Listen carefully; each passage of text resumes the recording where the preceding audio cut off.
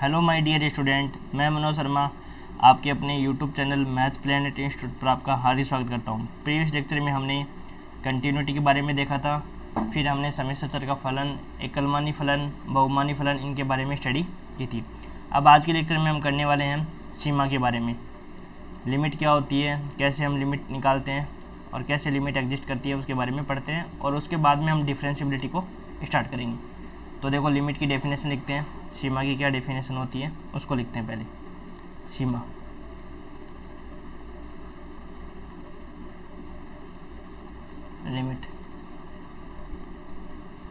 Limit की definition क्या होती है, इसे ऐसे लिखेंगे, इसे limit z tends to z nought F Z equal to L से व्यक्त करते हैं, एल से व्यक्त करते हैं जब z है वो z नॉट की ओर अग्रसर हो, तब यदि एफ जेड किसकी ओर अग्रसर हो, एल की ओर अग्रसर हो, तब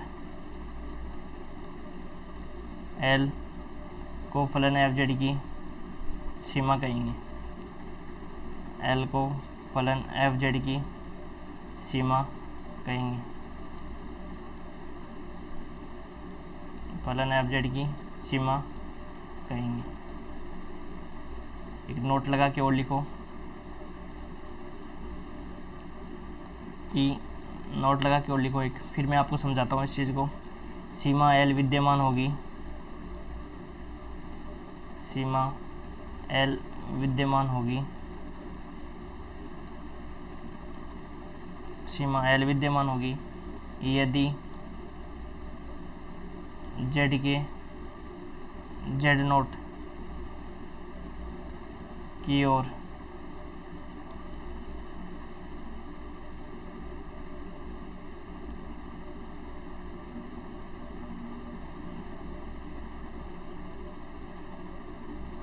जेड के जेड नोट की ओर अग्रसर होने वाले प्रत्येक पथ के होने वाले प्रत्येक पथ के अनुदिश प्रत्येक पथ के अनुदिश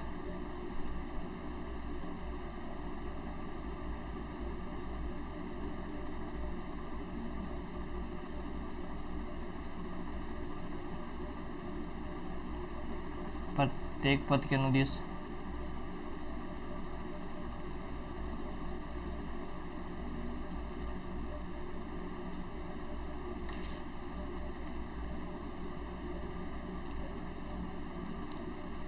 प्रत्येक पथ के अनुदिश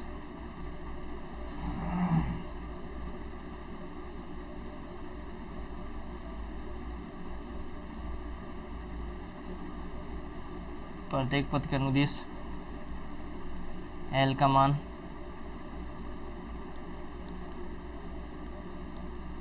परिमित व अद्वितीय रहता है। परिमित व अद्वितीय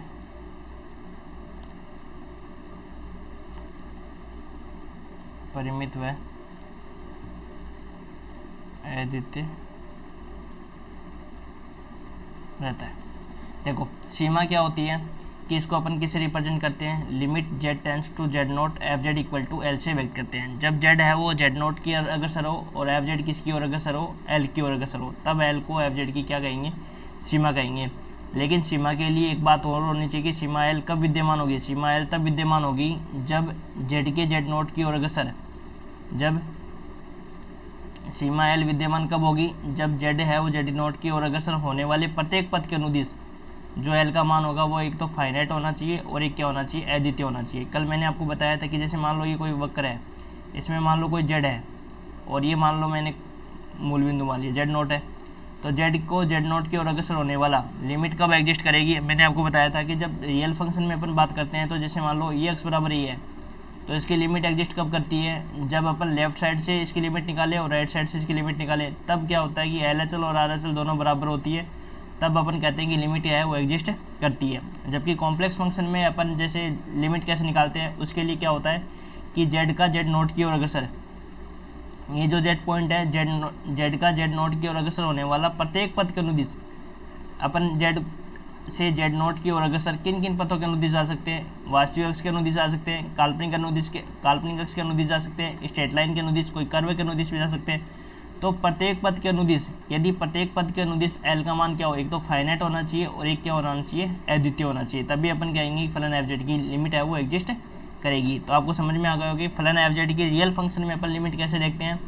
जब अक्ष की ओर अक्ष है वो एक ही ओर अग्रसर लेफ्ट साइड से हो और राइट साइड से, दोनों से मान क्या आना चाहिए? परिमित और अद्वितीय आना चाहिए, तभी तो अपन कहते हैं ना लिमिट एग्जिस्ट करती है रियल फंक्शन में। तो कॉम्प्लेक्स फंक्शन में भी यही होता है कि जेड का जेड नोट की ओर अग्रसर होने वाले प्रत्येक पद के अनुदिश यदि मान क्या हो, मान सेम होना चाहिए और प्लस में अद्वितीय प्लस में परिमित होना चाहिए, तभी अपन कहेंगे कि फलन एफ जेड की लिमिट है वो एग्जिस्ट कर रही है। तो ये आपको समझ में आ गएगा। अब एक एग्जाम्पल करते हैं जिससे आपको कॉन्सेप्ट आराम से क्लियर हो जाएगा। तो फलन एफ जेड की लिमिट कब एग्जिस्ट करेगी? जब प्रत्येक पद के अनुदिश से उस लिमिट का मान क्या होगा, एक तो फाइनाइट होना चाहिए और एक क्या होना चाहिए, अद्वितीय होना चाहिए, तब लिमिट है वो एग्जिस्ट करेगी कॉम्प्लेक्स फंक्शन में। कल हमने कंटिन्यूटी की डेफिनेशन देखी थी कि फलन एफ जेड है वो जेड बराबर जेड नोट पर कंटिन्यूस कब कहलाता है? जब limit Z tends to Z nought F Z equal to किसके बराबर हो? एफ जेड नोट के बराबर हो। ये कंटिन्यूटी की परिभाषा होती है और लिमिट की परिभाषा आज मैंने लिख दिया। अब देखो अपन एक एग्जाम्पल करते हैं जिससे और अपना अच्छे से कॉन्सेप्ट क्लियर हो जाएगा। एग्जाम्पल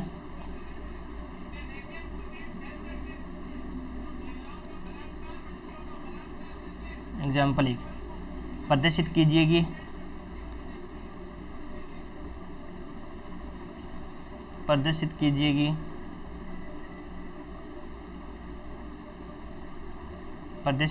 कि limit Z tends to Z note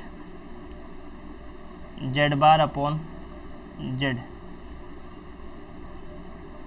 विद्यमान नहीं है,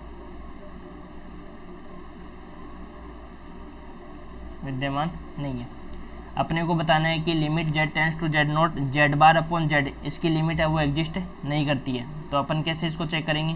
तो देखो सॉल्यूशन, तो सबसे पहले अपने पास क्या है, ये दे रखा है अपने को लिमिट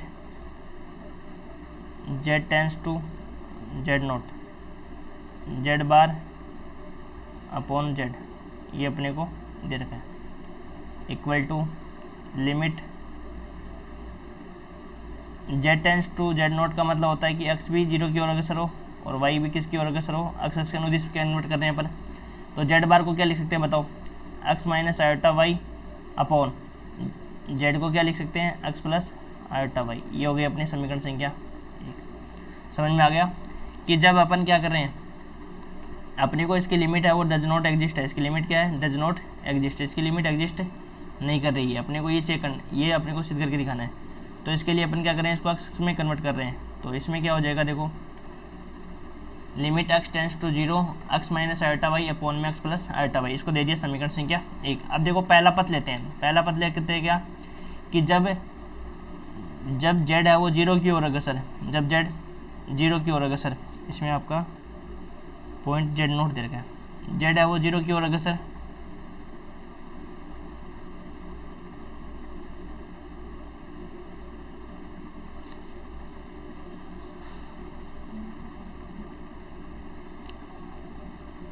इसमें आपका जेड है वो 0 की ओर अग्रसर हो रहा है। तो केस फर्स्ट, तो देखो केस फर्स्ट क्या हो जाएगा,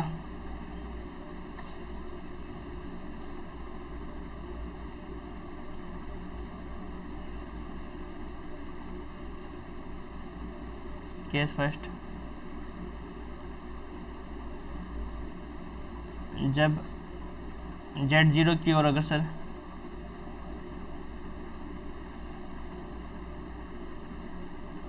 जेड 0 की ओर अग्रसर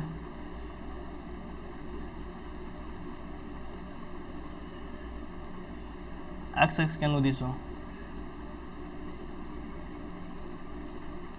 एक्स के अनुदिश हो। जब जेड है वो 0 की ओर अग्रसर किस अक्ष अनुदिश हो, जब जेड है वो 0 की ओर अग्रसर किस अक्ष के अनुदिश हो, एक्स के अनुदिश होगा। तो एक्स के अनुदिश होगा तब वाई क्या होगा, 0, क्योंकि वास्तविक अक्ष का समीकरण क्या होता है, y इक्वल टू 0, और काल्पनिक अक्ष का समीकरण क्या हो जाएगा, x इक्वल टू 0। तो यहाँ रख दो समीकरण 1 से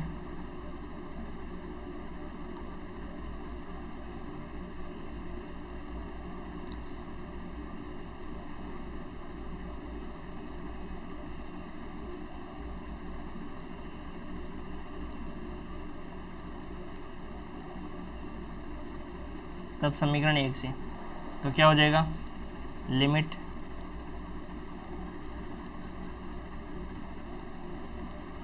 equal to limit x tends to 0। अब यहाँ पे क्या कर देंगे, y इक्वल टू 0 कर देंगे तो x अपॉन में x हो जाएगा। तो इसकी लिमिट का मान क्या आ जाएगा, 1। ये हो जाएगी आपकी समीकरण संख्या 2। अपन क्या ले रहे हैं, 2 पथ ले रहे हैं। सबसे पहले अपने को बताना है कि इसकी लिमिट डज नॉट एग्जिस्ट है। तो जब z 0 की ओर अग्रसर होगा x के अनुदिश, तो वहाँ पे y क्या होगा, 0 होगा। तब समीकरण 1 से क्या हो जाएगा, limit z tends to z nought z bar upon में z। तो हम क्या कर देंगे, y की जगह क्या रख देंगे, 0 रख देंगे। तो यहाँ से क्या आ जाएगा, जो केस फर्स्ट के अकॉर्डिंग लिमिट का मान क्या आ जाएगा, 1। अब क्या करेंगे, जब z 0 की ओर अग्रसर क्या होगा, y x के अनुदिश होगा, तब x इक्वल टू क्या हो जाएगा, 0। तो यदि दोनों से लिमिट का मान क्या हो, अद्वितीय और परिमित आता है, तब अपन कहेंगे लिमिट एग्जिस्ट है, otherwise limit does not exist होगी। केस सेकंड,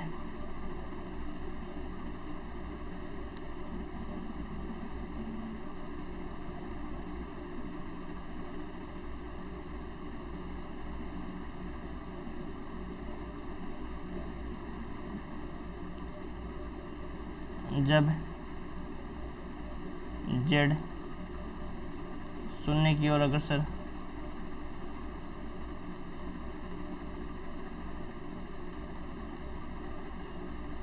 y x के अनुदिश हो, y x के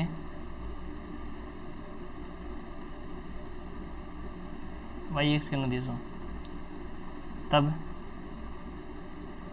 y x के अनुदिश होगा, तब x इक्वल टू क्या होता है, 0। वास्तविक अक्ष पे जो वास्तविक अक्ष का समीकरण होता है वो y इक्वल टू 0 होता है, और काल्पनिक अक्ष का समीकरण क्या होता है, x इक्वल टू 0। ठीक है, तो यहाँ पे तब समीकरण 1 से क्या हो जाएगा,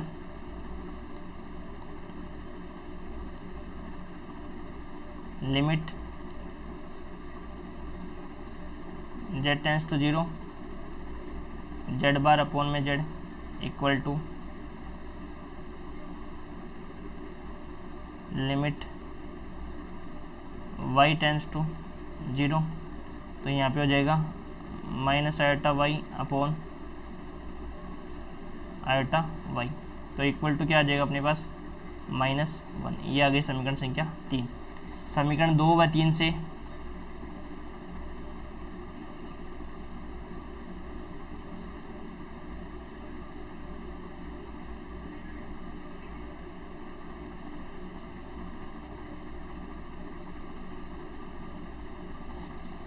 समीकरण 2 व 3 से सीमा का मान अद्वितीय नहीं है।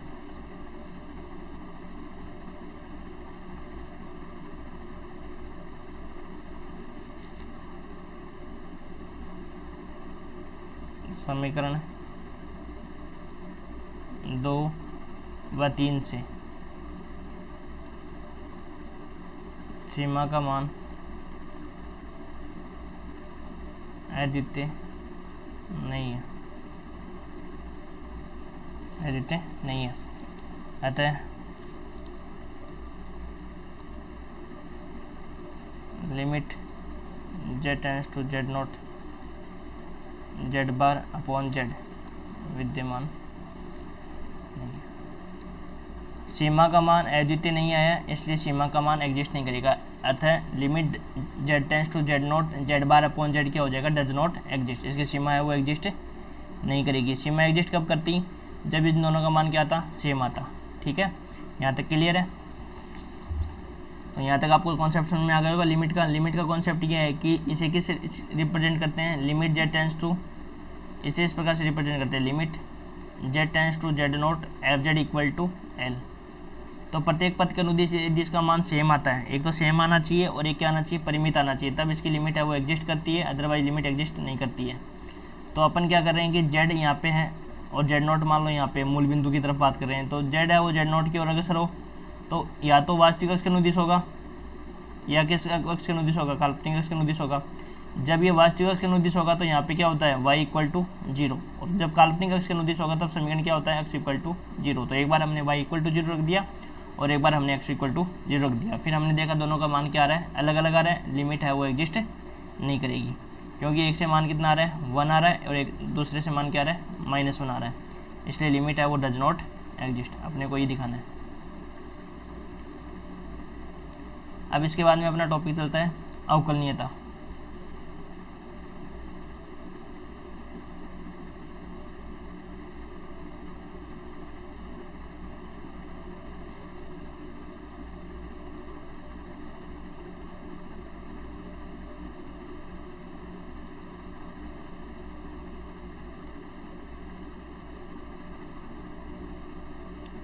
डिफरेंशियबिलिटी।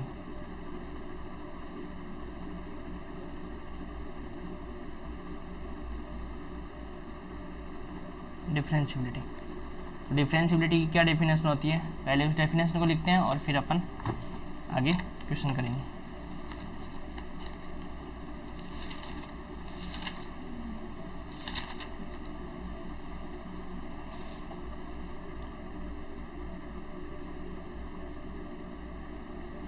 तो लिखो, प्रांत डी में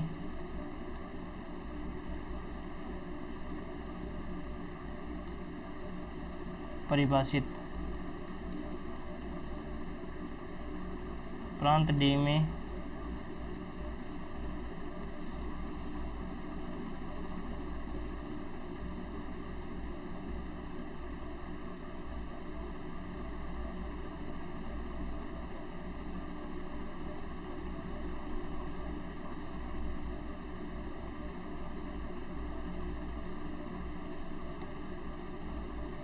प्रांत डी में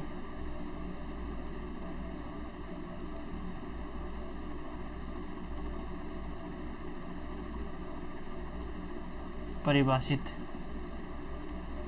कोई फलन एफ जेड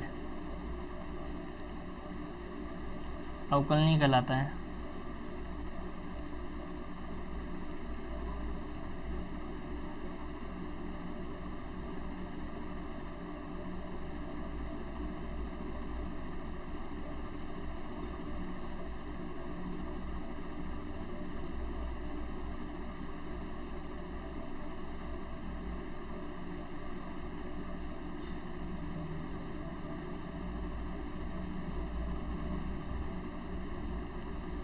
कहलाता है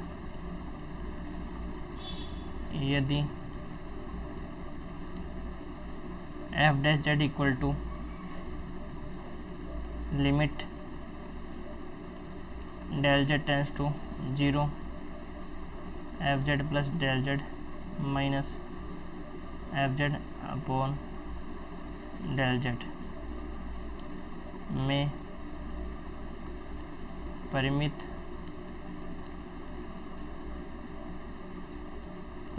व अद्वितीय रूप से विद्यमान, अद्वितीय रूप से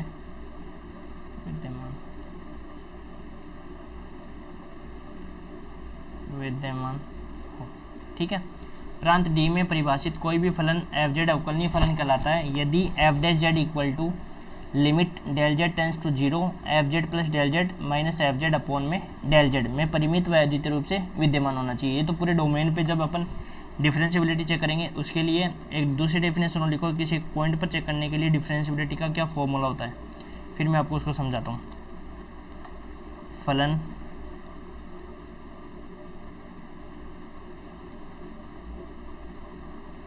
फलन एफ जेड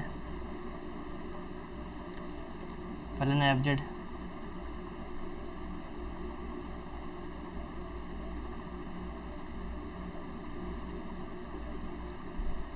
जेड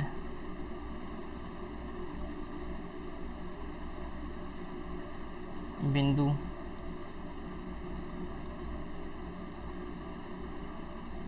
z बराबर z नोट पर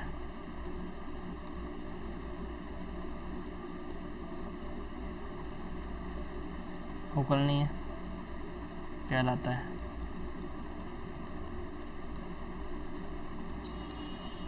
यदि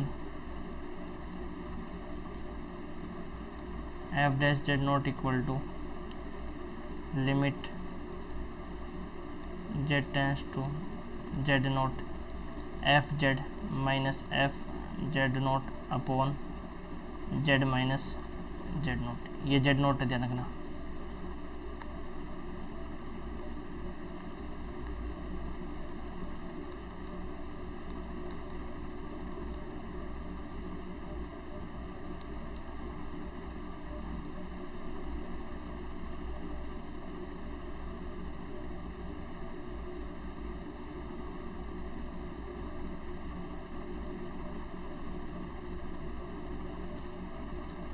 एफ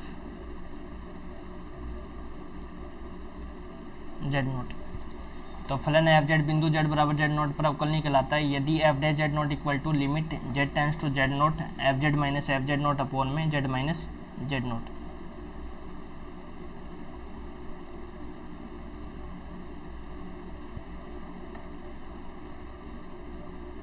में परिमित व अद्वितीय रूप से विद्यमान।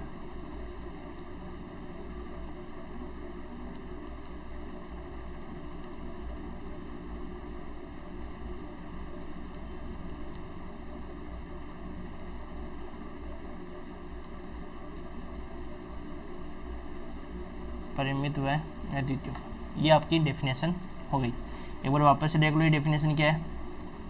यहाँ समझो, ये तो जब अपन पूरे डोमेन पे चेक करना है, जब तो ये तो क्या है कि जब हम पूरे डोमेन पर चेक करेंगे, पूरे प्रांत पर चेक करना हो तब तो अपन ये डेफिनेशन लगाएंगे। क्या डेफिनेशन है, यहाँ देखो, फलन एफ जेड प्रांत डी में फलन एफ जेड यदि अवकलनीय कहलाता है यदि limit Z tends to Z nought F Z plus del Z minus F Z upon में डेल जेड। इसमें क्या होना चाहिए, एक तो फाइनाइट होना चाहिए और दूसरा क्या होना चाहिए, अद्वितीय होना चाहिए, तभी क्या हो करेगी, ये आपका मान डिफरेंशिएबल होगा। अब मान लो किसी पॉइंट पर चेक करना है, ये जो डेफिनेशन है वो पर्टिकुलर पॉइंट के लिए है, किसी पॉइंट पर है।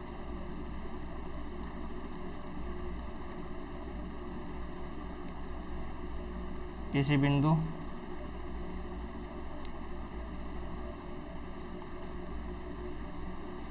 z बराबर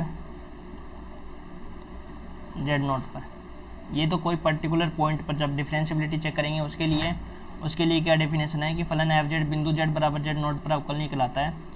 तब एफ डैश जेड नोट बराबर होता है limit z tends to Z nought F Z minus F Z nought upon में z माइनस जेड नोट। उसमें भी क्या होना चाहिए, फाइनाइट और यूनिक वैल्यू होनी चाहिए, फाइनाइट प्लस यूनिक वैल्यू होनी चाहिए। ठीक है, तो आपको समझ में आ गया होगा कि पूरे डोमेन पर जब अपने को चेक करना है तब अपन को कौन सी डेफिनेशन यूज़ करनी है, और किसी एक पर्टिकुलर पॉइंट पर, जैसे आपको बोल दिया कि कोई भी फलन एफ जेड दे दिया, उसमें आपको बोला कि जेड बराबर 0 पर चेक करो, जेड बराबर 0 पर डिफरेंशिएबल है या नहीं है, तो उसके लिए अपन क्या करेंगे, नीचे वाली डेफिनेशन लगाएंगे। और जब आपको ये बोल दिया जाए पूरे डोमेन पर चेक करना है, तो पूरे डोमेन के लिए अपन क्या करेंगे, नीचे वाली ऊपर वाली डेफिनेशन लगाएंगे। तो दोबारा देख लो कि पूरे डोमेन पर डेफिनेशन लगाने के लिए क्या होती है, प्रांत डी में परिभाषित कोई फलन एफ जेड है वो क्या करता है कि अवकलनीय कहलाता है। कब, जब F dash Z equal to क्या होता है, limit Z tends to Z nought F Z plus del Z minus F Z upon में डेल जेड। ठीक है, और किसी पर्टिकुलर पॉइंट पर जब अपने को चेक करना हो तो उसके लिए क्या डेफिनेशन होती है,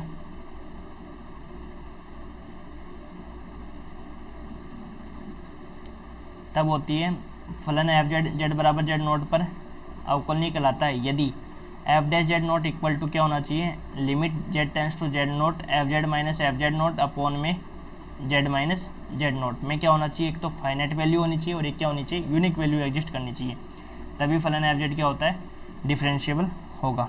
ठीक है, अब देखो इसके बाद में एक थ्योरम आती है, उस थ्योरम को अपन करते हैं।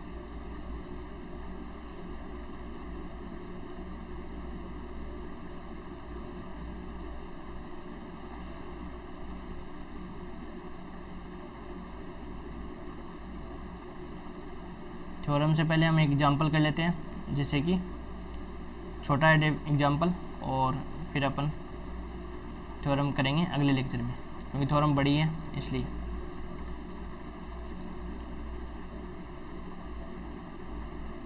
ये आपको लिखना नहीं है पूरे डोमेन पे, ये तो मैंने आपको बताया है, ठीक है।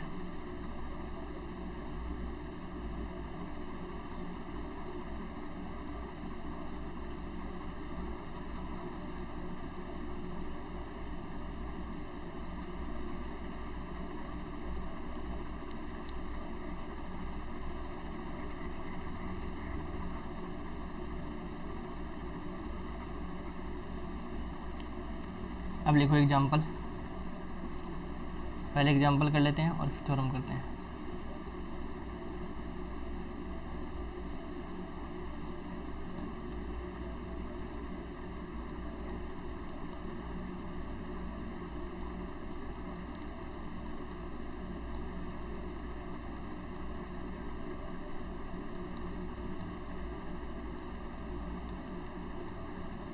एफ जेड बराबर जेड की पावर एन, जहाँ एन एक धनात्मक पूर्णांक है,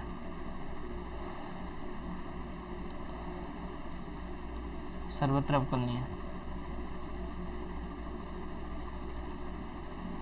सर्वत्र अवकलनीय है, ठीक है। ये आपको चेक करना है कि फलन एफ जेड बराबर जेड की पावर एन, जहाँ एन एक धनात्मक पूर्णांक है, सर्वत्र अवकलनीय है। तो सर्वत्र अवकलनीय बताना है, तो आपको पूरे डोमेन पे चेक करना है। तो पूरे डोमेन के लिए अपन क्या लगाएंगे, ऊपर वाली डेफिनेशन लगाएंगे। तो देखो क्या सॉल्यूशन करेंगे इसका।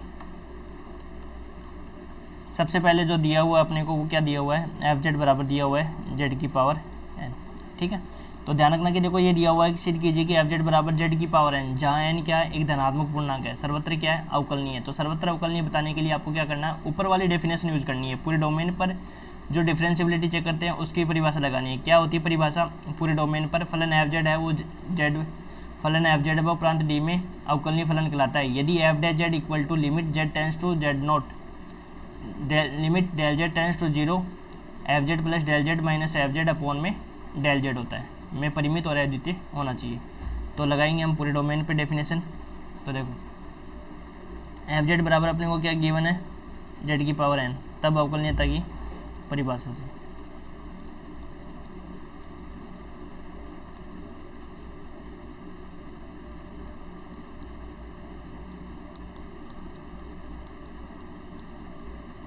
परिभाषा से। तो अवकलनीयता की परिभाषा क्या कहती है वो लिख दो।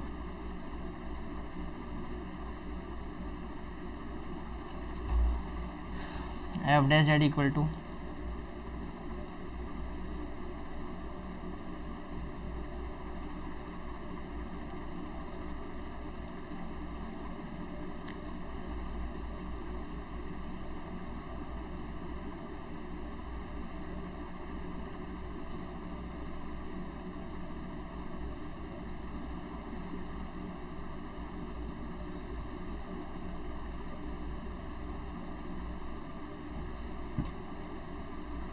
क्या डेफिनेशन होती है उसको लिखते हैं। F dash Z equal to limit del Z tends to zero,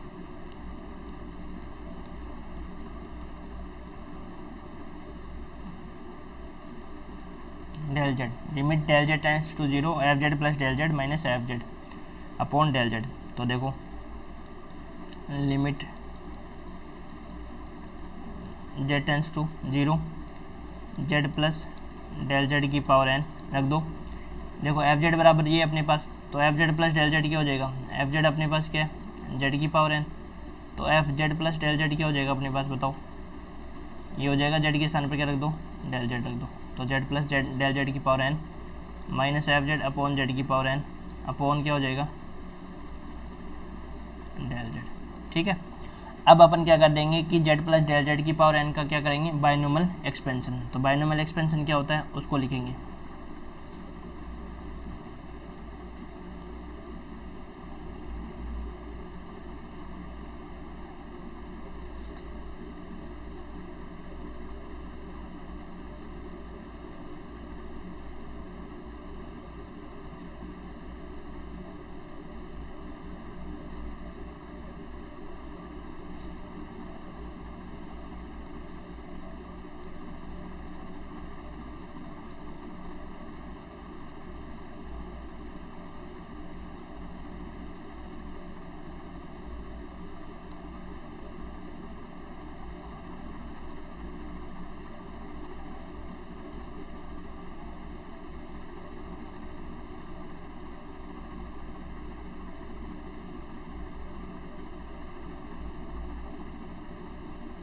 अब बाइनोमियल एक्सपेंशन लगाएंगे।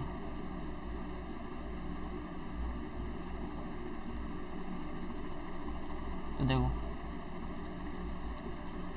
x प्लस ए की पावर n का क्या एक्सपेंशन होता है,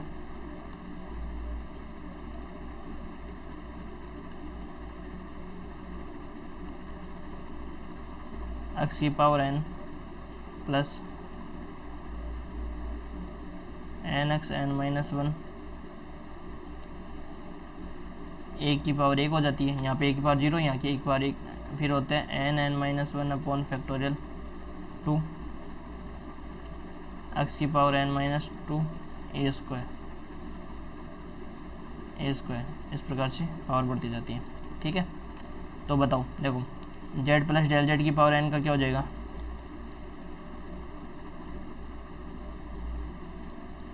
z की power n plus N Z minus one del Z plus N minus one upon factorial two Z की power n minus two और डेल जेड का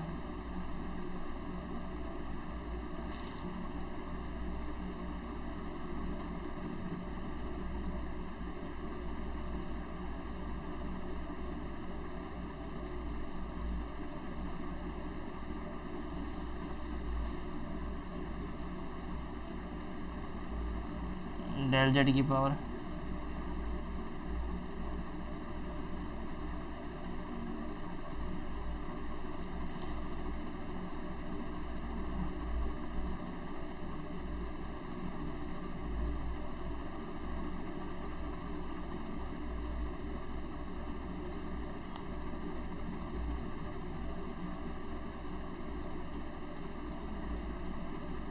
डेल जेड की पावर टू।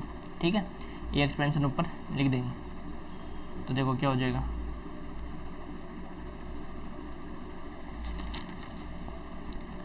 एफ डे जेड बराबर limit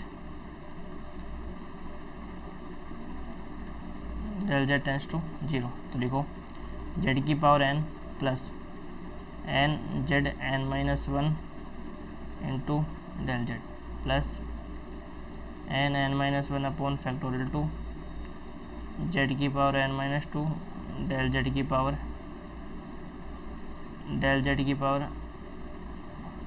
to plus and so on और minus Z की power n है ना लास्ट वाले में, अपॉन क्या हो जाएगा डेल जेड। तो ये जेड की पावर n कैंसिल आउट। तो यहाँ हो जाएगा अपने पास क्या, limit del Z tends to zero. तो यहाँ बच गया अपने पास N Z N minus one del Z plus N minus one upon factorial two Z की power n minus two del Z की power two and so upon del Z.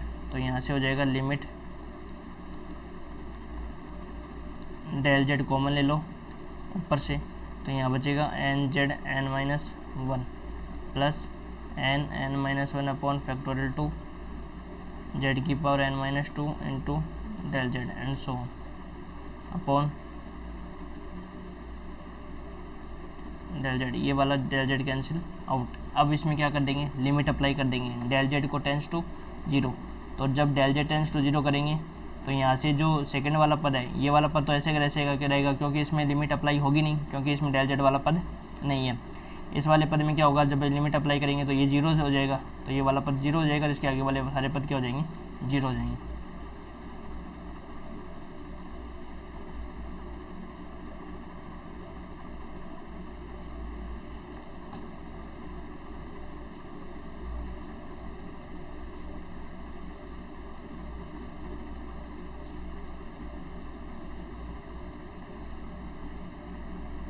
तो यहाँ से हो जाएगा अपने पास क्या,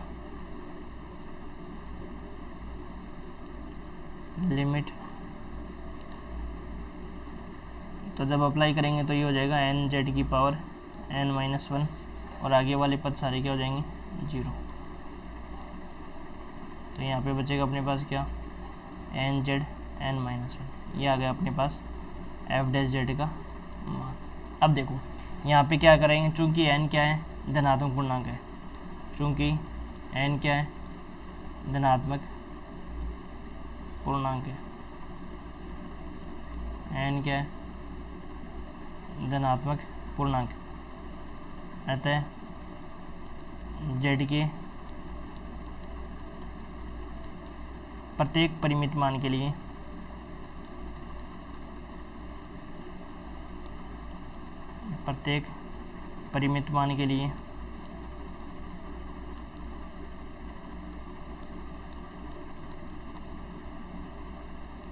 एफ डैश जेड परिमित व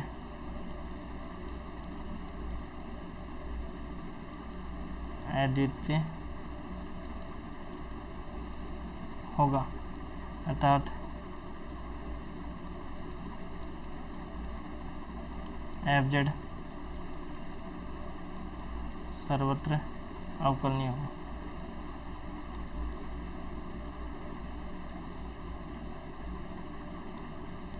ये तो समझ में आ गया। देखो अब देखो यहाँ समझना कि जब अपने पास एफ डैश जेड का मान क्या है, एन जेड n-1 आया, जब हम क्या करेंगे, n का मान क्या करेंगे, 1 रखेंगे। भाई धनात्मक पूर्णांक रखना है तो n का मान 1 रखेंगे, तो एफ जेड का प्रत्येक मान जो परिमित मान है, उस प्रत्येक परिमित मान के लिए एफ डैश जेड का मान क्या आएगा, एक तो परिमित आएगा और क्या आएगा, डिफरेंट आएगा। भाई अद्वितीय यूनिक आएगा ना, भाई एक मान रखेंगे तो 1 आएगा, अद्वितीय आएगा तो क्या लिखेंगे, अतः जेड के प्रत्येक परिमित मान के लिए एफ डैश जेड क्या होगा, परिमित और अद्वितीय। इसका मतलब एफ जेड क्या हो जाएगा, सर्वत्र अवकलनीय। इसके बाद में हम कल करेंगे इसकी थ्योरम। ये एक्सपेंशन समझ में आ गया होगा आराम से।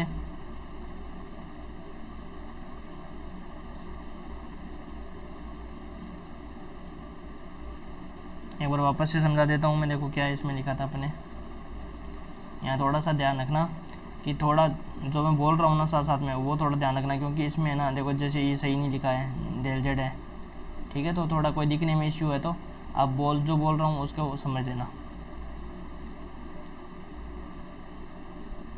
डेल जेड है, ठीक है। तो यहाँ ध्यान रखना, इसमें स्क्रिप्ट कुछ नहीं किया, इसमें बाइनोमियल एक्सपेंशन नहीं किया, सिर्फ आपको ध्यान रखना है कि जो अवकलनीय तक परिभाषा लगानी है, ये ध्यान रखना है कि पूरे किसी पॉइंट पर चेक करना है तब तो कौन सी डेफिनेशन लगानी है, और किसी पर्टिकुलर पॉइंट पर चेक करना है तो उस पर्टिकुलर पॉइंट के लिए कौन सी डेफिनेशन लगानी है। साथ साथ में आप इनको याद भी करिए, क्योंकि एग्ज़ाम में याद रहेगा तभी आप लिख पाओगे एग्ज़ाम में, इसलिए इनको वापस साथ साथ में रिवाइज भी करते रहिए। Thank you.